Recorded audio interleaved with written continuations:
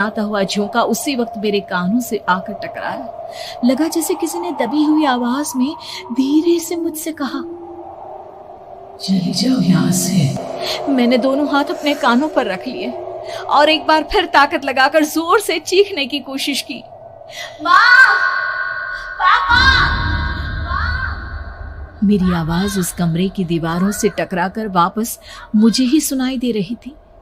जितनी ताकत के साथ मैंने चीखने की कोशिश की थी, कुछ ही देर बाद उससे कहीं ज्यादा तेज और दर्दनाक चीख मुझे सुनाई देने लगी। ये आवाज ठीक मेरे पीछे खिड़की से आ रही थी। वो आवाज मेरे कानों में पिघलते हुए लोहे की तरह गिर रही थी।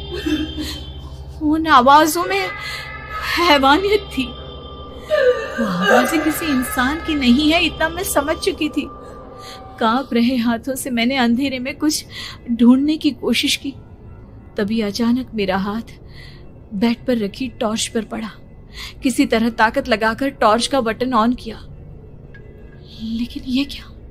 सामने दरवाजे पर 3 छोटी लड़कियां खड़ी हुई थी। उनके हाथ में स्टील के चमचमाते हुए चाकू थे।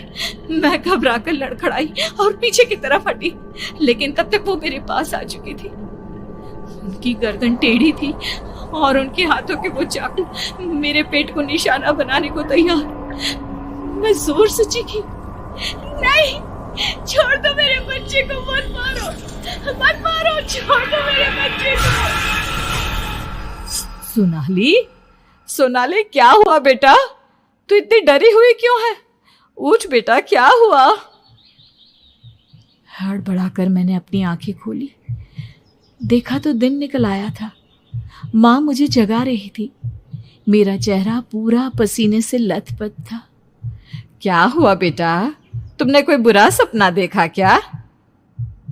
मैं अभी तक अपने पूरे होश में नहीं थी। वो मेरे बच्चे को मार देगी माँ। वो लड़की मेरे बच्चे को। मैंने घबराकर अपने पेट को छुआ। सब कुछ ठीक था। और वो दूध जो रात को यहाँ पर गिर गया था, उसका रंग लाल हो गया था। माँ ने हंसते हुए दूध का गिलास मुझे दिखाया। तुमने दूध पिया ही नहीं, पूरा का पूरा ऐसे ही रखा हुआ है। तुमसे कहा था ना सोनाली, सेहत के लिए लापरवाही ठीक नहीं बेटा। लेकिन मैंने तो सब कुछ अपनी खुली आंखों से देखा था। ये सपना कैसे हो सकता है?